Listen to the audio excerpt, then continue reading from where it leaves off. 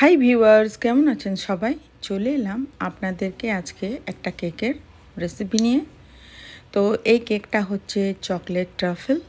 অনেকেই আমায় বলেছেন এই কেকটা আপনি কেমনভাবে বানিয়েছেন সেটা বলে দেওয়ার জন্য। তো চলুন এই কেকটা আমি কেমনভাবে বানিয়েছি আজকে আমি আপনাদের বলে দিচ্ছি। তো আমি এখানে সবচেয়ে প্রথমে নিয়ে নিয়েছি চকলেট। এটা হচ্ছে কম্পাউন্ড, ডার্ক কম্পাউন্ড। তো 378 গ্রাম দেখাচ্ছে এখন। আর এটা হচ্ছে হুইপ ক্রিম, আর এটা হচ্ছে ফ্রেশ ক্রিম।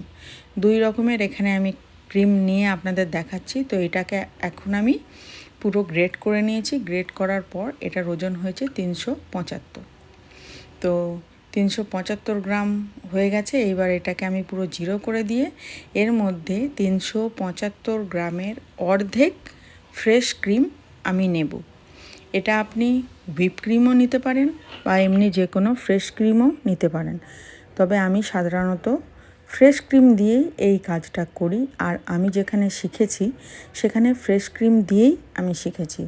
হুইপ ক্রিম দিয়েও কাজ হয় না তা নয়। আপনারা যদি কারো কাছে হুইপ ক্রিম থাকে তো সেটা দিয়েও আপনি কাজ করতে পারবেন।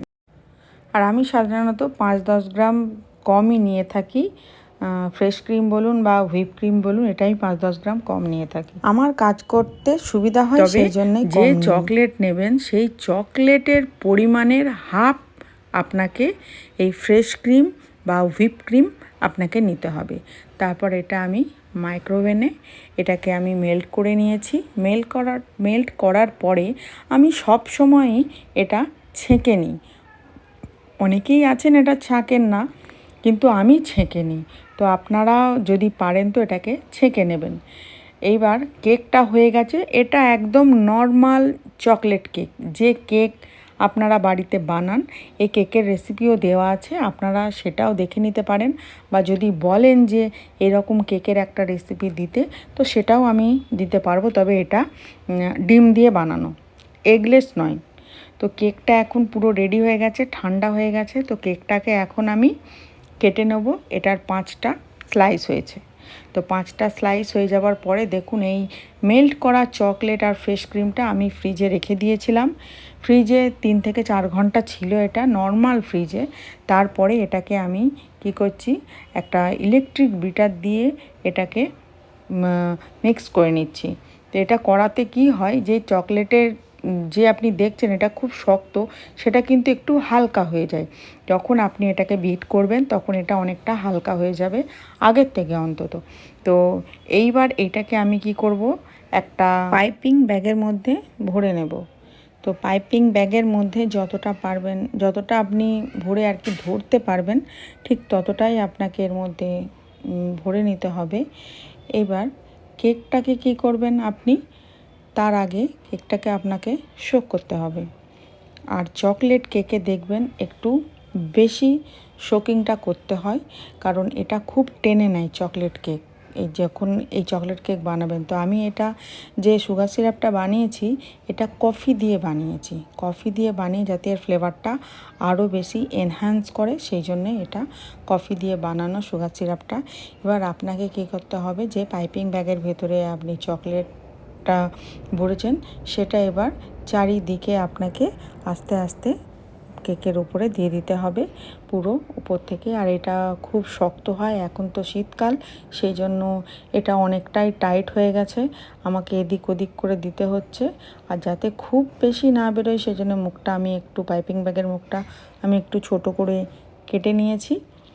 আর এমনি যদি আপনি স্প্যাচুলা করে তুলে দেন তাতেও হবে, কিন্তু এই পাইপিং ব্যাগের মধ্যে করে দিলে সব দিকে সমানভাবে যাবে, সেই জন্যই এমনি করে দেওয়া। আর যখন আপনি আর কি এটাকে স্প্রেড করবেন, তখন কিন্তু আপনাকে ওই কফি যে আপনি মিক্সচারটা, আমি যে কফির মিক্সচারটা বানিয়েছি সুগার সিরাপ, তার মধ্যে ওই স্প্যাচুলাটা মানে প্যালেট নাইফটা ডুবিয়ে ডুবিয়ে এর ওপর কাজ করছি। মানে গরম জলের মধ্যে ডুবিয়ে ডুবিয়ে আমায় কাজটা করলে তাহলে কি হয়, খুব তাড়াতাড়িভাবে এটা স্প্রেড করে আর খুব সুন্দরভাবে এটা বসে। শীতকালে বলে এরকম করে করতে হচ্ছে। এটা যদি গরমকালে করতাম তাহলে নর্মাল জল দিয়েই আমার এই কাজটা হয়ে যেত। তো এই রকম করেই আমি 5টা লেয়ার পুরো সাজিয়ে নেব।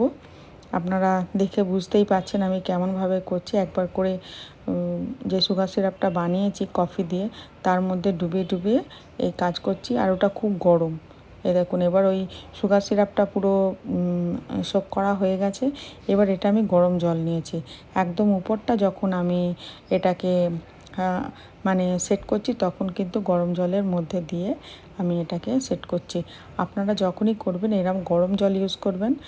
শীতকালে আপনাকে গরম জল ইউজ করতে হবে, আর আপনার যখন গরমকাল থাকবে তখন নর্মাল জল দিয়েই হয়ে যাবে। তো গরম জল দিয়ে করলে তখন আবার খুব বেশি গলে যায়। আমার তো এরকমভাবেই আমি কাজ করি। আমি কেমনভাবে কাজ করি সেই কাজটাই আপনাদের সঙ্গে আমি শেয়ার করছি। দেখুন এর ওজন কত হয়েছে। আর এই ট্রাফল কেকের ওজন কিন্তু অনেকটা বেশি হয়। এটা হয়েছে, এরপরে এখনও উপরটায় আপনার মানে ডেকোরেশন করা বাকি আছে, তখন কিন্তু এর ওজনটা আরও বেশি হয়ে যাবে। এখন দেখলেন কতটা ওজন হয়েছে, মানে 3 পাউন্ডের কাছে এটা ওজন হয়ে যাবে। এবার যেটুকু বাকি আছে সেটুকু, যেহেতু এটা বাড়ির জন্য আমি বানাচ্ছি সেই জন্য আমার এখানে 400 গ্রাম মানে চকলেট নেওয়া দরকার ছিল, কিন্তু যেটুকু ছিল আমি সেটুকুই দিয়েছি। আর আমি নতুন করে কোনো প্যাকেট কেটে চকলেট নিইনি। তো ওর মধ্যেই আমাকে এটা পুরো কমপ্লিট করতে হবে। আর উপর থেকে আমি শুধু কটা বিস্কুট আর আপনার ওয়াফলস এইসব দিয়ে সাজিয়ে দিয়েছি। আর ট্রাফেল কেকে অত বেশি কেউ কাজ করে না, খুব চকলেট দিয়েই ওপরটা কাজ থাকে। তো দেখুন, আর কটা লিটল হার্ট দিয়ে আর কিটক্যাট দিয়ে, তো এমনি করেই করে নিতে হয়। তবে আপনি খেয়াল রাখবেন ট্রাফেল কেক বানাতে গেলে তার প্রাইস কিন্তু অনেকটাই বেশি হয়, কারণ আপনি পুরো চকলেট দিয়ে বানাচ্ছেন। এটা আপনাকে মাথায় রাখতে হবে। তো সেই রকম বুঝে আপনার কতটা খরচা হচ্ছে সেই বুঝে আপনাকে এই কাস্টমারের কাছে এর দামটা বলতে হবে। তো আপনার যদি এই রেসিপিটা যদি ভালো লাগে, কেমন করে সাজিয়েছি যদি ভালো লাগে, তো লাইক কমেন্ট শেয়ার করবেন। আমি আবার আসবো অন্য কোনো ভিডিও নিয়ে। দেখার জন্য অসংখ্য ধন্যবাদ।